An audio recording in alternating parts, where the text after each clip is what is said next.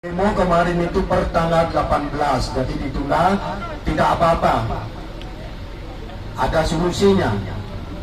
Tetapi di dalam kita mengajukan surat lagi, kita akan melakukan aksi demo per tanggal 23 Desember tahun 2023 ini, kita 2025 kita tetap lakukan sesuai dengan aturan yang sudah ada. Kedatangan kita hari ini seperti disampaikan sama teman kita, kawan kita, ya, bahwa kita melakukan aksi hari ini terkait dengan beberapa keputusan-keputusan penundaan daripada penutupan TPA dari per hari ini sampai nanti per 28 Februari, ya. Itu solusi penundaan. Kalau kita, itu bukan solusi namanya. Kita maunya solusi itu adalah solusi TPA dibuka secara permanen sebelum ada solusi pengelolaan sampah energi menjadi energi listrik. Itu prosesnya hampir 2 tahun.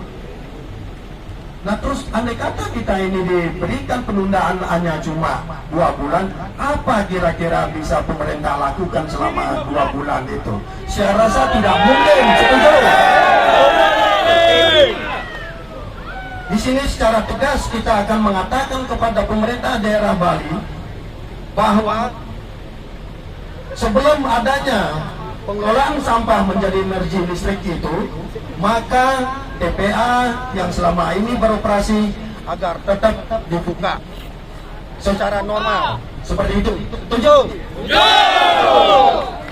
Nah, seperti disampaikan kawan kita ini, kita semua ini tidak ada di tunggangan siapa-siapa. Murni kita berjuang untuk payung jakan kita di sana.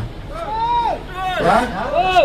Dan terutama kita ini membawa aspirasi daripada masyarakat luas di seluruh Bali. Karena apa? Apabila kita selaku pengelola jasa sampah tidak melakukan aktivitas ini, satu yang terdampak adalah pemerintah itu sendiri. Kedua, lingkungan Bali itu menjadi tercemari. TPA akan terjadi di mana-mana. Seperti itu.